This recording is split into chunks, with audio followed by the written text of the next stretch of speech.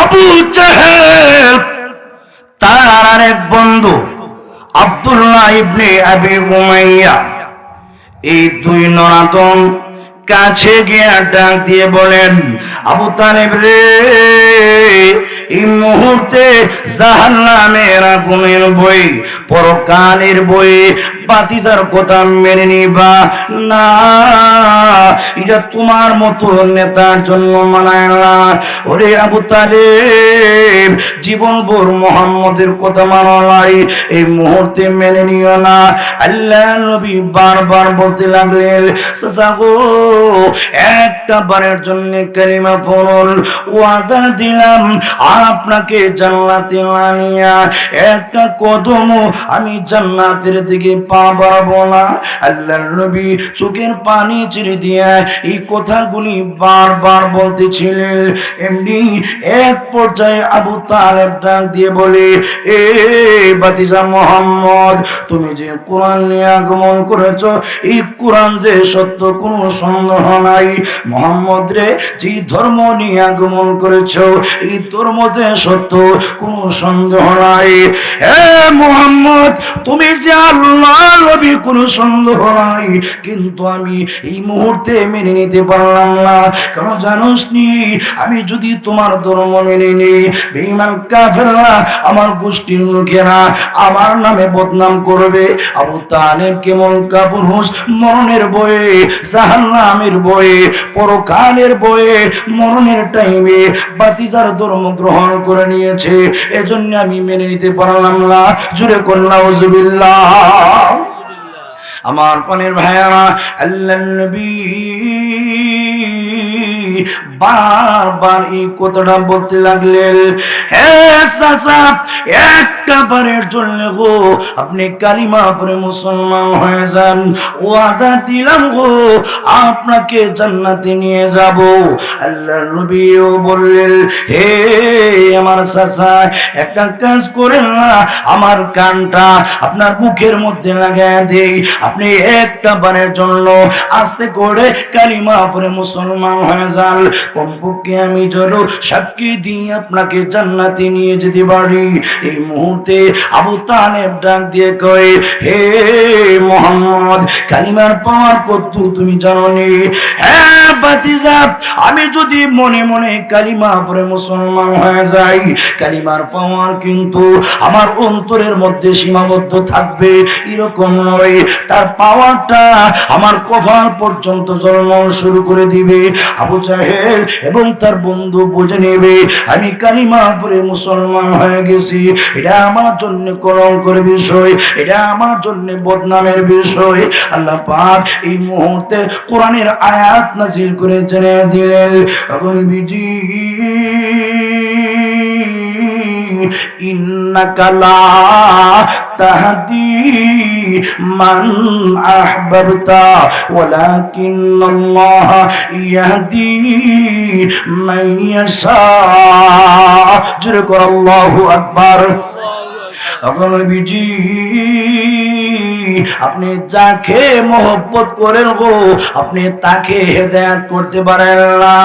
হে নবী, আপনি যাকে মহব্বত করেন, আপনি যাকে ভালোবাসেন, তাকে হেদায়েত করতে পারেন না গো। হেদায়েতের চাবি আমি আল্লাহর হাতে। আমি আল্লাহ যাকে চাই গো, তাকে কেবল হেদায়েত দান করতে পারি। আমি আল্লাহ জানি কে হেদায়েত প্রাপ্ত হবে, কে হেদায়েত প্রাপ্ত হবে না, এটা একমাত্র আমি আল্লাহ জানি। আমি আল্লাহ ছাড়া পৃথিবীর কেউ জানে না হেদায়েতের মালিক কে হবে। যেরকম ঠিক কিনা? আমার পানের ভাইয়েরা, বলতেছিলাম লোকমানে হাকিম রাহমাতুল্লাহি আলাইহি, উনি বাপ হিসাবে ছেলের হক আদায় করেছেন। হে আমার কলিজার টুকরা ছেলে, ইয়া বুনাইয়া, লা ছেলে, লা তুশরিকি বিল্লাহি, আল্লাহ পাকের সাথে পৃথিবীর কাউকে শরীক করবে না। আল্লাহর জাত এবং সিফতের সাথে পৃথিবীর কোনো মাখলুককে শরীক করা যাবে না। মুআয ইবনে জাবাল রাদিয়াল্লাহু আনহু বলেন, আল্লাহর নবী 10টা বিষয়ে আমি মুআজ ইবনে জাবালকে গুরুত্বপূর্ণ ওয়াজ করলেন। আন মুআজ ইবনে জাবাল রাদিয়াল্লাহু আনহু قال أوصاني رسول الله صلى الله عليه وسلم আল্লাহ নবীর সাহাবী মুআজ ইবনে জাবাল রাদিয়াল্লাহু আনহু বলেন, রে নবীর সাহাবীরা, আল্লাহর নবী আমাকে 10টা বিষয়ে গুরুত্বপূর্ণ ওয়াজ করেছেন। নাম্বার 1, হে মুআজ ইবনে জাবাল, লা তুশরিকি বিল্লাহি শাইআ। জোরে করে আল্লাহু আকবার। হে মুআজ ইবনে জাবাল, 1 নাম্বার ওয়াজ হইল লা তুশরিক বিল্লাহি শাইআ। আল্লাহ পাকের সাথে পৃথিবীর কোন মাখলুককে শরীক করবে না। পৃথিবীর কাউকে আল্লাহর জাত এবং সিফাতের সাথে শরীক সাব্যস্ত করতে পারবে না কতক্ষণ পর্যন্ত, হে মুআজ ইবনে জাবাল, ওয়া ইন কুতিলতা ওয়া হুরিকতা, হে মুআজ ইবনে জাবাল, যদিও তোমাকে হত্যা করা হয়, যদিও তোমাকে ফাঁসির কাস্টে ঝুলানো হয়, ওয়া রিক্তা, তোমাকে যদি জ্বালিয়ে পুড়িয়ে ছারখার করে দেওয়া হয়, এরপরেও হে মুআজ ইবনে জাবাল, আল্লাহ পাকের জাত এবং সিফাতের সাথে পৃথিবীর কোন মাখলুককে শরীক সাব্যস্ত করতে পারবে না। জোরে কোন ঠিক কিনা? আর জোরে কোন ঠিক কিনা? আমার পানির ভাইয়ারা, ওই কিয়ামতের কঠিন ময়দানে চূড়ান্ত ফয়সালা হবে। ফারিকুন ফিল জান্নাহ ওয়া ফারিকুন ফিস সাঈর। একদল চিরকালের জন্য জান্নাতি হবে, আরেক দল চিরকালের জন্য জাহান্নামী হবে। শুধুমাত্র 2 দলে বিভক্ত হবে, তৃতীয় কোনো দল থাকবে না।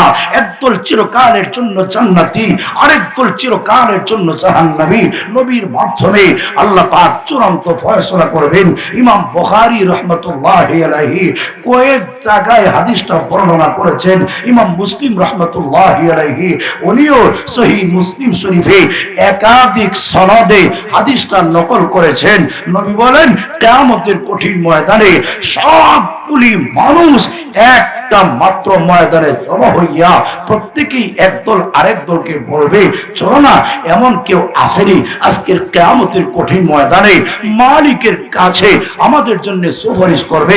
আল্লাহ পাক কিয়ামতের কঠিন ময়দানের মুসিবত থেকে আমাদেরকে মুক্তি দান করবেন। ও ভাই, নবী বলেন, এই কথা বলে সমস্ত হাসরবাসী একটা সিদ্ধান্তে উপনীত হবে, সকলেই হযরতে আদম আলাইহিস সালামের কাছে যাওয়ার পরিকল্পনা করবে।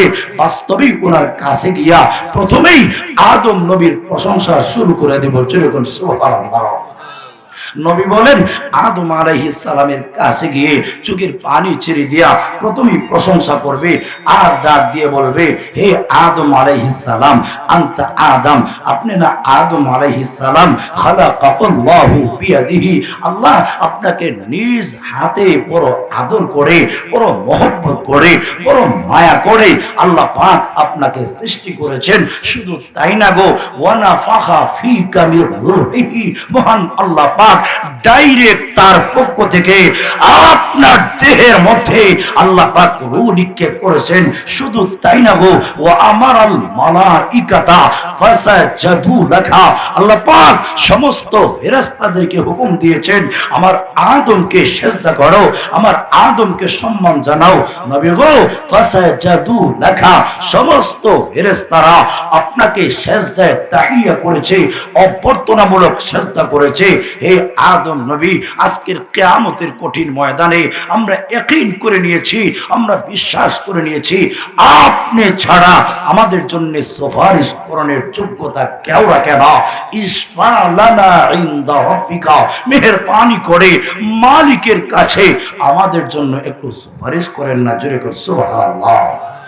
হাজিরিনে কেরাম, আদম আলাইহিস সালাম উনি পরিষ্কার ভাষায় জবাব দিবে, লাস্তু হুনাকুম, দোহাই লাগে আমি আদম নবী সকলের আব্বাজান হতে পারি, সকলের পিতা হতে পারি, কিন্তু আজকের কিয়ামতের কঠিন ময়দানে মালিকের সামনে গিয়া যে বলবো, আল্লাহ বিচার ব্যবস্থাটা কায়েম করে দাও, এই যোগ্যতা আমার নাই।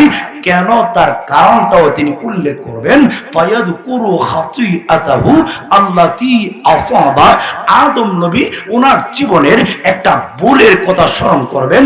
উনি ডাক দিয়ে বলবেন, আমি যদি মালিকের কাছে সুপারিশ করতে যাই, আল্লাহ যদি জিজ্ঞাসা করে, হে আদম নবী, আমি আল্লাহ না তোমাকে নিষেধ করেছিলাম, ওয়ালা তাকরাবা হাদিহি শাজারা ফাতাকুনা মিনাল যালিমিন, স্বামী স্ত্রী দুজন জান্নাতের যেখান থেকে মন চায় ফলমূল খাও, কোনো বাধা নাই, কোনো প্রতিবন্ধকতা নাই, তবে এই যে বৃক্ষ আছে তার ফল খাবে দূরের কথা, তার কাছেও যায় না। আল্লাহ নিষেধ করেছিলাম, আমরা ভুলে গিয়ে নিষিদ্ধ গাছের ফল ভক্ষণ করেছিলাম। হে আওলাদেরা, মালিক যদি জিজ্ঞাসা করে নিষিদ্ধ গাছের ফল খাইছিলা কেন, জবাব দাও। এই মুহূর্তে আমরাই আটকা পড়ে যাব, আমরাই ধরা খেয়ে যাব। ফায়াস্তাহি রাব্বাহু মিনহা, এই কারণে রবের কাছে, মালিকের কাছে সুপারিশ করতে তিনি লজ্জাবোধ করবেন না, আমি পারবো না, আমি যোগ্যতা রাখি না। ওয়ালাকিনিতু নূহা আফলা রাসূলিন বাআথাহু আল্লাহু আযজা ওয়া জাল, জুরে কোন সুবহানাল্লাহ। হাসরবাসীরা, যদিও আমি পারবো না আজকের মুসিবতের দিনে সুপারিশ করতে, তোমরা যাও আরেকজন নবীর কাছে, যার নাম হইল নূহ আলাইহিস সালাম, যিনি পৃথিবীর প্রথম নবী। জোরে বল সুবহানাল্লাহ। শরীয়তের প্রথম রাসূল, প্রথম নবী, ওনার কাছে গিয়া সুপারিশ তলব করো, হয়তো উনি যদি সুপারিশ করে আল্লাহ পাক মঞ্জুর করে নিতে পারে। আমার পায়ের ভাইয়ারা, ওই কিয়ামতের কঠিন ময়দানে সব হাসরবাসী মিলিত হইয়া নূহ আলাইহিস সালামের কাছে যাবে, চোখের পানি ছিঁড়ে দিয়া কাঁদবে আর কইব, ও নূহ আলাইহিস সালাম, হাসরের মাঠে আদম নবীর দরবারে যেতে পেরেছি, উনি আমাদের জন্য সুপারিশ করেন নাই, আপনার সন্ধান দিয়েছেন, ইসফা লানা ইনদা রাব্বিকা, মেহেরবানি করে তোমার রবের কাছে আমাদের জন্য একটু সুপারিশ করুন। নূহ আলাইহিস সালাম জবাব দিবে, লাস্তু হুনাকুম, দোহাই লাগে আজকের হাসরের মাঠে আমি সুপারিশ করার যোগ্যতা রাখি না। কেন? তার কারণটা হইল, আজকের দিনে আল্লাহ মহারাগে রাগান্বিত, আল্লাহ হুঙ্কার দিবেন, লিমানিল মুলকুল ইয়াউম, বলো আজকের দিনের বিচারের মালিককে, জবাব দাও আজকের দিনের রাজা রাজত্বের মালিককে। ও ভাই, ওই কিয়ামতের কঠিন ময়দানে মাছি নাড়া দিলেও শোনা যায়, একটা মানুষের জবান দিয়া একটা কথাও বের হবে না, প্রত্যেকে উপরের দিকে তাকাইয়া উলঙ্গ হইয়া রব্বি সাল্লিম সাল্লিম, আল্লাহ আমাকে বাঁচাও, আল্লাহ উম্মতের দরকার নাই। নবীরা পর্যন্ত চিৎকার করে বলবে, প্রভু গো উম্মতের দরকার নাই, আমাকে বাঁচাইলেই চলবে। পীর সাহেবরা বলবে, আল্লাহ মুরিদের দরকার নাই, আমাকে বাঁচাইলেই চলবে। কিন্তু ওই কিয়ামতের কঠিন ময়দানে মুহাম্মদুর রাসূলুল্লাহ ওরই একটাই কথা থাকবে, আল্লাহুম্মা রাব্বি উম্মতি উম্মতি, আল্লাহ ও আমার রব, আমার উম্মতকে বাঁচাও, আমার উম্মতকে বাঁচাও। জোরে বল সুবহানাল্লাহ। ওই কিয়ামতের কঠিন ময়দানে নূহ আলাইহিস সালাম বলবেন, আমি পারবো না, মালিক আজকে মহারাগে রাগান্বিত। কার এরকম ক্ষমতা আছে মালিকের সামনে গিয়ে সুপারিশ করবে? উনি জবাব দিবেন, আমি আমার জাতিকে বদ্ধ করে ধ্বংস করে দিয়েছিলাম, আল্লাহ যদি আমাকে প্রশ্ন করে উম্মতকে এইভাবে ধ্বংস করছিলা কেন, জবাব দাও, আমি নিজেই আটকা পড়ে যাব, সুতরাং আমি পারবো না। ওয়ালাকিনিতু ইব্রাহিমা আলাইহিস সালাম আল্লাযী ইত্তাখাযাহু আল্লাহু খালীলা। জোরে কোন সুবহানাল্লাহ। রাসূলবাসীরা, আমি পারবো না, তোমরা যাও আল্লাহর খলিল ইব্রাহিম আলাইহিস সালামের কাছে গিয়া সুপারিশ তলব করো। কেন জানোনি? উনি আল্লাহর এমন একজন পয়গম্বর যাকে আল্লাহ আন্তরিক বন্ধু হিসাবে গ্রহণ করে নিয়েছেন। শুধু তাই নয়, আল্লাহ পাক পাঁচজন নবীর একজন ওনাকে বানিয়েছেন। উনি যদি মালিকের কাছে সুপারিশ করে আল্লাহ পাক ওনার সুপারিশ মঞ্জুর করে ফেলবেন। হাসরবাসীরা যখন আল্লাহর নবী ইব্রাহিম আলাইহিস সালামের কাছে যাবে, চোখের পানি ছেড়ে দিয়া কাঁদবে আর বলবি, আল্লাহ নবী গো ইশফা লানা ইনদা রাব্বিকা, হে ইব্রাহিম আলাইহিস সালাম মেহেরবানি করে আজকের কিয়ামতের দিনে মালিকের কাছে আমাদের জন্য একটু সুপারিশ করুন।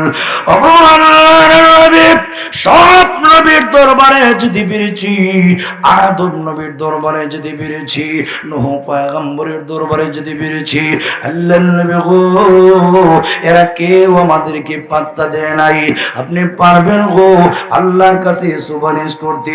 আল্লাহ রাব্বুল আলামিন আপনার সুপারিশ মঞ্জুর করে ফেলবেন, আল্লাহ আপনার দরখাস্ত মঞ্জুর করে ফেলবেন, মেহেরবানি করে গো আল্লাহর কাছে একটু সুপারিশ করুন। আল্লাহর পয়গম্বর উনি জবাব দিবেন, লাস্তু হুনাকুম, হাসরবাসীরা রে আজকের কিয়ামতের দিনে আমি মালিকের সামনে সুপারিশ করণের যোগ্যতা রাখি না। কেন জানেন? আল্লাহর খলিল ইব্রাহিম আলাইহিস সালাম, বুখারীর বর্ণনায় আছে, উনি ওনার জীবনের 3টা ভুলের কথা উল্লেখ করবেন। ফায়াযকুরু সালাসা কাযিবাত, আল্লাহর খলিল ইব্রাহিম আলাইহিস সালাম উনি ওনার জীবনের 3টা ভুলের কথা স্মরণ করবেন। উনি ডাক দিয়ে বলবেন, হে হাসরবাসীরা, আমি যদি আল্লাহ পাকের দরবারে সুপারিশ করতে যাই, আল্লাহ যদি আমাকে প্রশ্ন করে, ইব্রাহিম রে জাতির সামনে ঘুরাইয়া ফিরাইয়া তাওরিয়া করে কথা কেন বলেছিলে, জবাব দাও। 3টা ভুল মিথ্যা বলেছেন, আসলে মিথ্যা নয়, উনি একটু ঘুরাইয়া সিস্টেম করে সত্য কথা বলেছেন। জোরে কোন সুবহানাল্লাহ। 3টার একটা হইল আল্লাহর খলিল ইব্রাহিম আলাইহিস সালাম, ওনাকে ওনার কওমের লোকেরা ডাক দিয়ে কয়, ইব্রাহিম চলো না আমরা মেলাতে যাব, একটু ফুর্তি আমোদ করে আসব। ইব্রাহিম নবী জবাব দিয়েছিলেন, না আমি পারবো না। কেন? ইন্নী সাকিম, নিশ্চয়ই আমি বেমার, আমি অসুস্থ। ও ভাই, বেমার 2 প্রকার, একটা শারীরিক বেমার আর একটা মানসিক বেমার। আমার প্রাণের ভাইয়ারা, ইব্রাহিম আলাইহিস সালাম উনি বোঝাতে চেয়েছেন, আমি তোমাদের মূর্তি পূজা দেখে, তোমাদের এই দৃশ্য দেখে আমি মানসিক বেমারে আক্রান্ত, এই কারণে আমি তোমাদের সাথে যেতে পারবো না। আল্লাহ যদি আমাকে প্রশ্ন করে, জাতিকে এইভাবে ঘুরাইয়া ফিরাইয়া জবাব দিসলা কেন, জবাব দাও। আমি কিয়ামতের কঠিন ময়দানে মালিকের সামনে ধরা খেয়ে যাব, আটকা পড়ে যাব, এই কারণে আমি মালিকের সামনে সুপারিশ করতে পারবো না। জোরে কোন সুবহানাল্লাহ। লম্বা কথা, ওই দিকে যাওয়ার সময় আমার হাতে নাই। ইব্রাহিম আলাইহিস সালাতু ওয়াস সালাম সহজ কথায় জবাব দিবেন, আমি পারবো না, আমি সুপারিশ করানোর যোগ্যতা রাখি না। মালিক যদি আমার তাওরিয়া সম্পর্কে জিজ্ঞাসা করে, আমি নিজেই আটকা পড়ে যাব। তোমরা যাও আরেকজন নবীর কাছে, যার নাম মূসা আলাইহিস সালাম, ওয়ালাকিনিতু মূসা আলাইহিস সালাম আল্লাযী কাল্লামাহুল্লাহু ওয়া আতাহুত তাওরাত। জোরে কোন আল্লাহু আকবার। রাসূলবাসীরা তোমরা যাও হযরতে মূসা নবীর কাছে, উনি আল্লাহর এমন একজন পয়গম্বর যার সাথে আল্লাহ ডাইরেক্ট সরাসরি কথা বলেছেন। ওনার কাছে যাবে, উনি জবাব দিবেন, আমিও পারবো না। লাস্তু হুনাকুম, দোহাই লাগে আমি সুপারিশ করতে পারবো না। উনি ডাক দিয়ে বলবেন, আমি না পারলেও তোমরা যাও আরেকজন নবীর কাছে, যার নাম হইল ঈসা আলাইহিস সালাম, ওয়ালাকিনিতু ঈসা রূহুল্লাহি ওয়া কালিমাতুহু। আল্লাহর বন্ধু হযরতে মূসা আলাইহিস সালাম উনি জবাব দিবে, আমি পারবো না। তোমরা যাও ঈসা পয়গম্বরের কাছে, উনি জবাব দিবেন, আমিও পারবো না। ওয়ালাকিনিতু মুহাম্মাদান সাল্লাল্লাহু আলাইহি ওয়াসাল্লাম আবদান কাদ গুফিরা লাহু মা তাকাদ্দামা মিন যামবিহি ওয়া মা তাআখার। লা সর্বসেরা আমি পারবো না, বিশ্ব নবী মুহাম্মদ আরবীর কাছে যাও, যার আগে পড়ে সবগুলি গুনাহ আল্লাহ মাফ করে দিয়েছেন। বিশ্ব নবীর কাছে যাও। আল্লাহর হাবিব বলেন, রে সাহাবীরা ফায়াতুনি, হাসরবাসীরা আমি মুহাম্মদ আরবীর কাছে আসবি। আমার কাছে আসার পরে নবী বলেন, আমি আল্লাহর প্রশংসা করব, সুপারিশ করব, তিনবার সুপারিশ কইরা ফাউখরিজুহুম মিনান নারি ওয়া উদখিলুহুমুল জান্নাহ, আমার উম্মতকে জাহান্নামের আগুন থেকে বের করে আল্লাহর তৈরি জান্নাতে ঢুকাইয়া দিব। চতুর্থবারের লম্বা কথা, এইদিকে যাওয়ার সময় আমার হাতে নাই, শেষ 1-2 মিনিটের শেষ। আমার পানির ভাইয়েরা লক্ষ্য করে তাকায় দেখুন, হযরত ইব্রাহিম আলাইহিস সালাম ওনার কাছ থেকে চলে যাবে মুসা নবীর কাছে, ওনার থেকে ঈসার কাছে, ওনার থেকে উনি চলে যাবেন। উনি বলবেন বিশ্ব নবীর কাছে যাও, নবী বলবেন আমার কাছে আসো, আমার কাছে আসো। আল্লাহর নবীর কাছে সবাই যাবে। আল্লাহর নবীর কাছে যাওয়ার পরে আল্লাহর হাবিব তখন ডাক দিয়ে বলবেন, আমি তখন জবাব দিব, হ্যাঁ এই কাজের মালিক একমাত্র আমি মুহাম্মদ আরবী। জোরে কোন সুবহানাল্লাহ।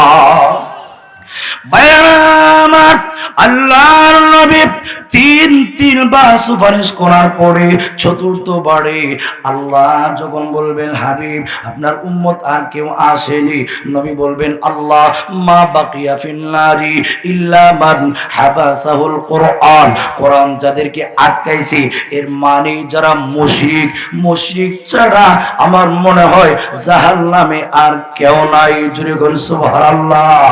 আল্লাহ ডাক দিয়ে বলবেন, হাবিব আমার আপনার উম্মতের মধ্যে আরো কিছু এমন আছে যাদের ঈমানের খবর আমি আল্লাহ ছাড়া কেউ জানে না। জান্নাহ পরিমাণ ঈমান, অনুপরিমাণ ঈমান। হ্যাঁ নবী একমাত্র জান্নাহ পরিমাণ ঈমান নিয়া জাহান্নামের আগুনের অধিবাসী হয়ে গেছি। আল্লাহর নবী বলবেন, আল্লাহ তাহলে এদেরকে জাহান্নামের আগুন থেকে বের করার অনুমতি আমাকে দাও। আল্লাহ ডাক দিয়ে বলবেন, হাবিব এদের বেলায় আপনি লাভ, আমি আল্লাহ স্বয়ং এদের বেলায় রিজার্ভ। জুড়ে কোন সুবহানাল্লাহ। আমার পানের ভাইয়ারা, আল্লাহ পাক জাহান্নামের পারে গিয়ে দুইটা হাত প্রসারিত করবেন, কুদরতি বা, দুই হাতের এইভাবে চঙ্গলকে আরবিতে বা বলা হয়। আল্লাহ যেই মাত্র প্রসারিত করবেন, যার অন্তরে জান্নাহ পরিমাণ ঈমান আছে, সরিষার দানা পরিমাণ ঈমান আছে, আল্লাহর কুদরতি বা জঙ্গলের ভিতরে ঢুকে জান্নাতের পারে চলে আসবে, জাহান্নাম থেকে বের হইয়া জান্নাতের কাছে চলে আসবে। ও ভাই, আল্লাহ হায়াতের একটা ঝর্ণা আছে, ওইখানে সবরে নিক্ষেপ করবেন। নিক্ষেপ করার সাথে সাথে সকলে 33 বছরের নওজোয়ান হয়ে যাবে। সুবহানাল্লাহ। এরপরে শুধুমাত্র দুই দলে বিভক্ত, ফারিকুন ফিল জান্নাহ ওয়া ফারিকুন ফিস সাঈর। যারা মুশরিক এরা চিরকালের জন্য জাহান্নামী, যারা ঈমানদার যাদের অন্তরে যারা পরিমাণ ঈমানও আছে এরা চিরকালের জন্য জান্নাতি। ও ভাই, যে কথাটা আমি বোঝাতে চাচ্ছি, এই লম্বা হাদিসের মাধ্যমে বেঈমান হইয়া মারা গেলে, মুশরিক হইয়া মারা গেলে চিরকালের জন্য জাহান্নামী, জাহান্নামের আগুন থেকে রক্ষা পাওয়ার সুযোগ নাই। লোকমান হাকিম রহমাতুল্লাহি আলাইহি ওনার ছেলেকে এই কথাটাই বোঝাতে চেয়েছেন, ছেলেরে লা তুশরিক বিল্লাহ, আল্লাহ পাকের সাথে পৃথিবীর কাউকে শরীক সাব্যস্ত করবি না। আল্লাহর জাত এবং সিফতের সাথে পৃথিবীর কোনো মাখলুককে শরীক সাব্যস্ত করবি না। কেন জানোস নি রে ছেলে, ইন্না শিরকা লাযুলমুন আযীম, নিশ্চয় শিরিক এটা মহা অন্যায়, মহা পাপ। শিরিক করে বিদায় গ্রহণ করলে মালিক জিন্দেগিতে কোনোদিন মাফ করবেন না। ও ভাই, লোকমান হাকিম রহমতুল্লাহি আলাইহি পিতা হিসাবে ছেলের হক আদায় করেছেন। আমরা তো আমাদের ছেলে মেয়েদেরকে কথাবার্তা বলতে শিখলে আব্বুকো আব্বুকো আম্মুকো এই জাতীয় কথা আমরা শিক্ষা দেই, অথচ ইসলামের বিধান হচ্ছে আপনার ছেলে মেয়ে যখন কথাবার্তা বলতে শিখবে সর্বপ্রথম তার সিনার মধ্যে যে জিনিসটা ঢুকায় দিবেন সেটা হচ্ছে তাওহীদের বাণী, লা ইলাহা ইল্লাল্লাহ। এই কথাটা আমার ছেলের অন্তরে যদি একদম বাল্য জীবনে আমি বদ্ধমূল করে দিতে পারি, তার সিনার মধ্যে আমি ঢুকায় দিতে পারি, খোদার কসম এই ছেলেটা বড় হইয়া জিন্দেগিতে কোনোদিন নাস্তিক হবে না। ঠিক কিনা? আর যেরকম ঠিক কিনা? এজন্য আসুন আমরা পিতা হিসাবে আমাদের ছেলে মেয়ের হক আদায় করি। এটা আদায় হবে কোন জায়গায়? এই জাতীয় মিয়ারপাড়া, শাহজাদপুর নুরিয়া ইসলামিয়া মাদ্রাসায় ভর্তি করলে আমার ছেলে আল্লাহ ওয়ালা হবে, কোরআন শিখবে, নবীর হাদিস শিখবে, ইসলামী আকীদা, মূল্যবোধ, এই সব জাতীয় বিষয়গুলি এই মাদ্রাসায় শিক্ষা দেওয়া হয়। শিখবে, বড় হইয়া আল্লাহর হক আদায় করবে। আল্লাহর পাওনা আদায় করতে পারলে মা বাবার হক আদায় করার তৌফিক তার নসিব হবে। তাই আসুন, দুনিয়াতে যদি শান্তির জিন্দেগি লাভ করতে চাই, ছেলে মেয়েদের খামাই আমরা খেতে চাই, এদের খেদমত পেতে চাই, আমার বাচ্চাকে এই মাদ্রাসায় ভর্তি করে, এই জাতীয় মাদ্রাসায় ভর্তি করে বাল্য জীবন থেকেই তার সিনার মধ্যে ইসলামী মূল্যবোধ ঢুকায় দেওয়ার চেষ্টা করি। আল্লাহ পাক আমাদের সকলকে তৌফিক দান করুক। সকলে বলি আমিন।